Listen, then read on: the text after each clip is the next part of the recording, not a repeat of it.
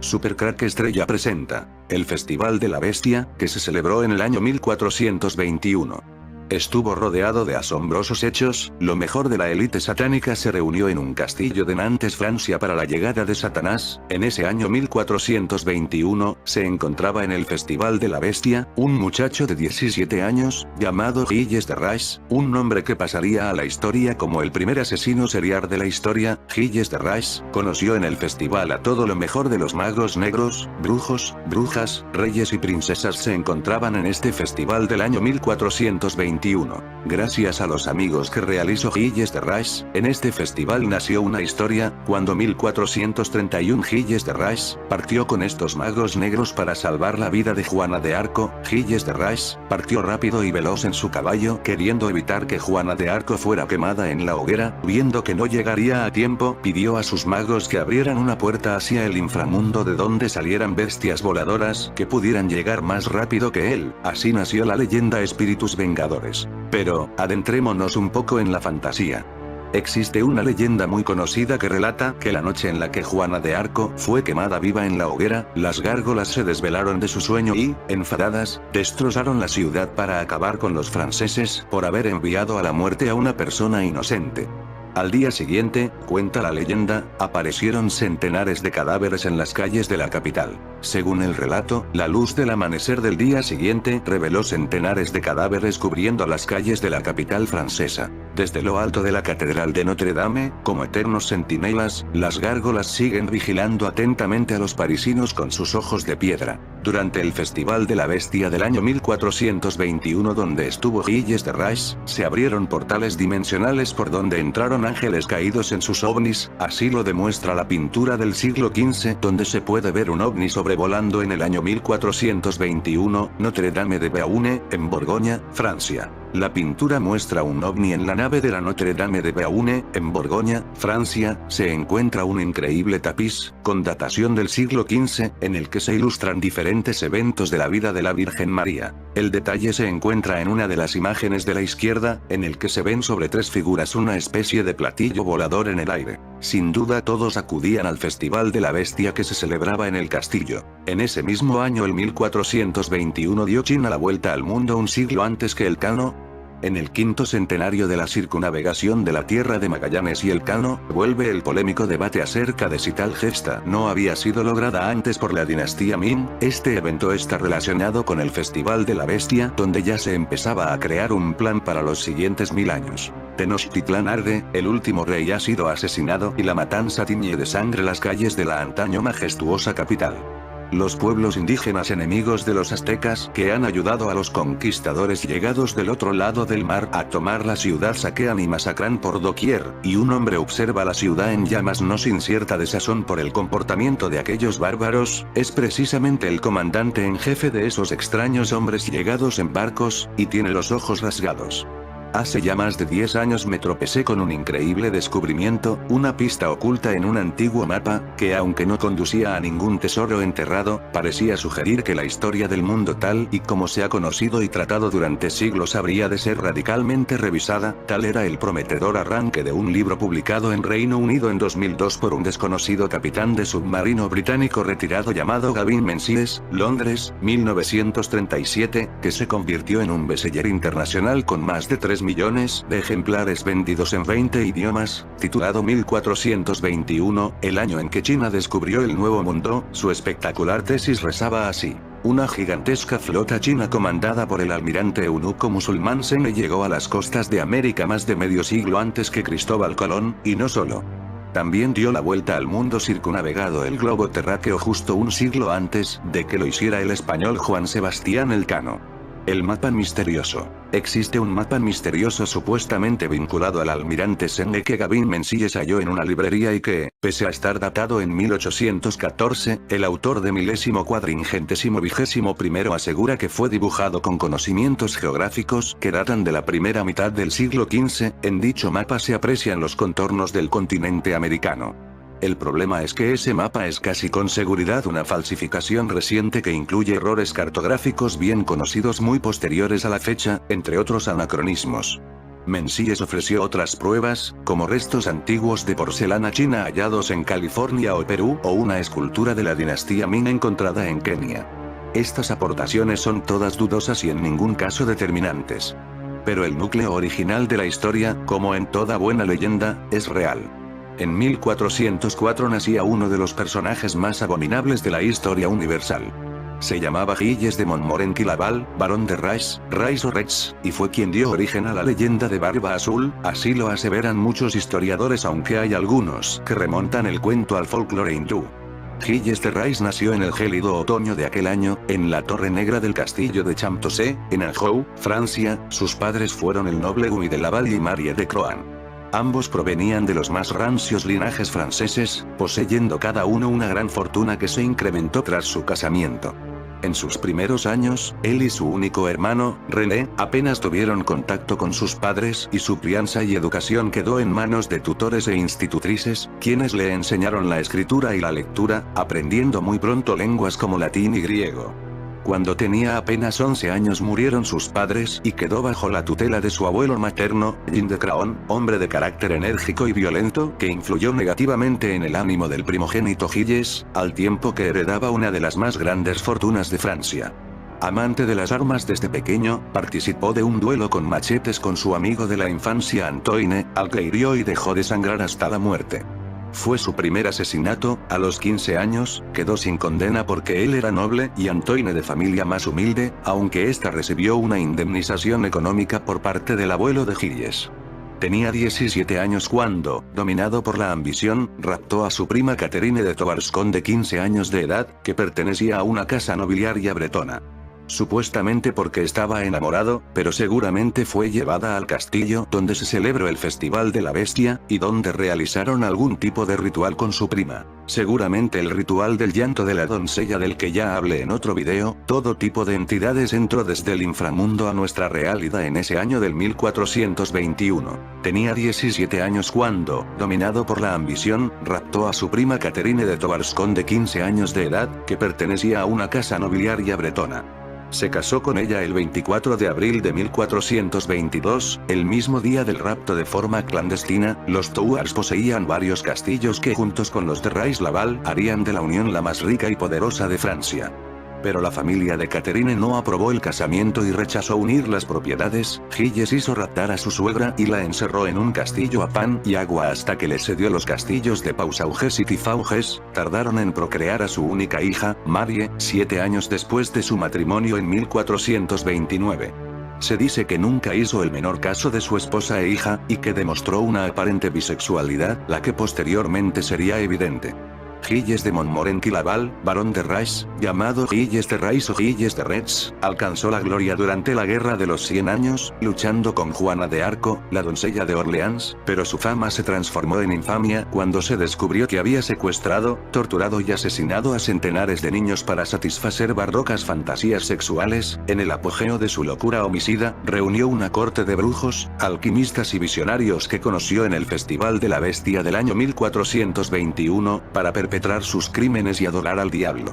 Al igual que la famosa aristócrata húngara Erzsébet Báthory, conocida como la Condesa Sangrienta, utilizó su poder para satisfacer su pasión por la sangre y el dolor ajeno. Gilles de Rais ejecutaba sus crímenes con gran solemnidad, finalizando la ceremonia con la frase del pregón pascual: dichosa culpa. Nunca dejó de ser cristiano y siempre vivió atormentado por la certeza de que le aguardaba la condenación eterna. Charles Perrault se inspiró en su historia para escribir su célebre cuento Barba Azul. Descendiente de uno de los grandes linajes de Francia, nació alrededor de 1405 en la Torre Negra del castillo de Champtocé, bañado por el río Loira. Hijo primogénito, la prematura muerte de sus padres lo dejó al cuidado de su abuelo materno, Jean de Craon, que no se preocupó de su educación, permitiéndole hacer lo que se le antojara. De niño solía torturar a toda clase de animales, burlándose de su sufrimiento. Ya de joven, se distinguió en la guerra como un guerrero implacable y cruel. En el campo de batalla, podía mutilar, torturar y matar con impunidad. Combatió a los ingleses y a sus aliados de Borgoña sirviendo a Carlos VII, delfín de Francia. Con Juana de Arco, liberó Orleans del asedio inglés. Con 25 años fue nombrado mariscal y adoptó la flor de lis en su escudo de armas. Acabada la Guerra de los 100 años, Gilles de Rais despilfarró su fortuna, organizando fiestas, banquetes y representaciones teatrales, sumamente hospitalario y gentil, se mostraba muy generoso con las limosnas. Aficionado al canto gregoriano, siempre que una voz le cautivaba no descansaba hasta contratarla a su servicio, algunos de esos jóvenes se convertirían más tarde en cómplices de sus crímenes. Su fervor religioso fue recompensando con el cargo de canónigo de Saint-Hilaire de Poitiers. Para conferir más solemnidad a la prebenda, Gilles de Rais se rodeó de 50 eclesiásticos y 200 soldados de caballería, con sede en la capilla de los Saints Innocents, en Machecoul. El lujo oriental y la mala administración trajeron la ruina, alimentando la propensión al delirio y la desmesura. El afligido varón se puso en contacto con nigromantes y alquimistas para buscar la piedra filosofal, de la que el conde Saint-Germain le habló en el Festival de la Bestia del año 1421, que le permitiría transformar los metales básicos en oro y plata. François Prelati, un embaucador florentino, le aseguró que el diablo le ayudaría si le ofrecía la sangre, el corazón y la cabeza de un niño. Con el señuelo de convertirlos en pajes y garantizar su sustento, sus criados atraían al castillo a niños de aldeas y pueblos alejados. Otras veces, conseguían víctimas con solo dejar pasar a los mendigos que llamaban a la puerta. Por último, cuando se extendió el temor en la región por las habladurías que circulaban sobre niños desaparecidos, se recurrió a los raptos. Todos los desdichados que caían en sus manos serían torturados, violados y asesinados. La edad de las víctimas oscilaba entre los 2 y los 20 años. Gilles de Rais a veces se arrepentía de sus abominaciones y prometía viajar a Tierra Santa para buscar la redención, pero sus problemas de conciencia se disipaban apenas surgía la oportunidad de cometer un nuevo crimen. Durante los 2 procesos que se celebraron contra él, reconoció que le gustaba cortar las cabezas de los niños asesinados para clasificarlas según su grado de belleza y que el mismísimo diablo celebraba su buen criterio. Cuando Gilles de Rais atacó la iglesia donde Jean de Malestroit, obispo de Nantes, celebraba misa y secuestró al prelado por una disputa sobre la venta de uno de sus castillos, el rey decidió actuar. Arrestado, se mostró arrogante al principio, escupiendo a jueces y clérigos, pero se derrumbó al ser excomulgado, confesando sus crímenes sin excluir los detalles más macabros. Sus declaraciones llegaron a todos los rincones de Francia, pues se trataba de un héroe muy popular por sus hazañas en el campo de batalla. Se contabilizaron 200 asesinatos, pero se calcula que el número real fue muy superior. El tribunal lo condenó a muerte por asesinato, sodomía y herejía. Su condición de par de Francia le permitía solicitar la suspensión de la pena, pero rechazó ese privilegio y descartó invocar la gracia real. Sus palabras de arrepentimiento, cargadas de emotividad y desgarro, despertaron la compasión de jueces, aristócratas, clérigos y plebeyos. Una multitud contempló en silencio su ejecución el 26 de octubre de 1440. Fue ahorcado y quemado con 2 de sus cómplices en el Prado de la Madeleine en Nantes. Se respetó su voluntad de ser inhumado en la iglesia de las Carmelitas de Nantes. Para algunos representa la quinta esencia del despotismo feudal, incapaz de reconocer en los plebeyos ningún derecho, incluido el de la vida. Para otros, es una especie de filósofo, que intentó liquidar la moral de esclavos del cristianismo. No es necesario ser consciente de una tarea para ser el brazo ejecutor de un destino. Entre 1427 y 1435, fue mariscal del ejército real y peleó junto a Juana de Arco en algunas campañas contra los ingleses y sus aliados. Tras la derrota de la doncella de Orleans, volvió a sus tierras y sus castillos. En el de Tifauges le esperaban su esposa y su hija, a quienes trató con absoluto desprecio. Su negra barba de azulados reflejos hizo que se le llamara Barba Azul y se le describía como un joven culto, orgulloso, devoto cristiano, valeroso y diestro en la batalla, experto conocedor de arte y amante de la música. En 1435 se dedicó a promocionar obras teatrales y a dilapidar la extensa fortuna que había heredado. Fue en este período donde, según su propio testimonio, comenzó a experimentar con la magia negra bajo la dirección de un sacerdote florentino llamado Francesco Prelati, quien lo introdujo en unas prácticas de alquimia que tenían por objeto generar riquezas, sacrificando niños a un demonio llamado Barón. El doctor Augustin Cabanés, 1862-1928, historiador francés, escribió en su Curious Bits of History, Bein Medico Historical Studies and Observations de 1898. Desde ese momento se entrega a los más locos dispendios para satisfacer sus más caros caprichos. Entre otras costosas fantasías, había fundado una casa militar compuesta de cerca de 30 individuos que le acompañaban a todas partes. El entretenimiento de este servicio le costaba sumas considerables. Caballos de los más caros, largas togas colgantes de escarlata y telas finas, maletas y baúles para transportar los efectos. No se recuerda príncipe o rey que hubiesen llevado un lujo semejante. Este hombre tenía pasión por todas las artes, especialmente por la música. Si oía decir que se había escuchado una hermosa voz, no descansaba hasta conseguir llevar a su servicio a quien la poseía, por muy lejos que estuviera. Poseía muchos órganos, unos grandes, pequeños los otros, el sonido de este instrumento le producía tal enajenación, que se los hizo construir portátiles para que le acompañaran en sus menores traslados.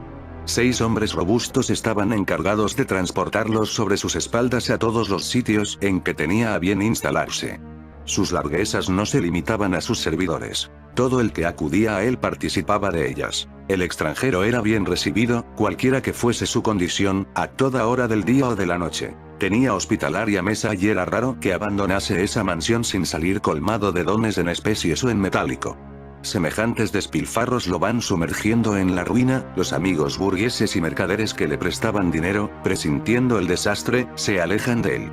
Con sus cofres vacíos y su crédito agostotado, se vuelve hacia el esoterismo buscando en la alquimia el modo de fabricar el oro que le falta. Cabanés continúa con su relato. El mariscal visita con frecuencia a Prelati, se informa con ansiedad del resultado de las investigaciones en búsqueda de la piedra filosofal, capaz, según la tradición esotérica, de transformar los metales en oro. El sedicente mago llevó a su amo a un bosque, era medianoche, la hora de los conjuros satánicos, estuvo 2 horas invocando al diablo o al que ya había visto en el Festival de la Bestia del año 1421 cuando tenía 17 años, pero esta vez no apareció. Él solo aparece cada 28 años en estos festivales llamados de la Bestia, que duran un año.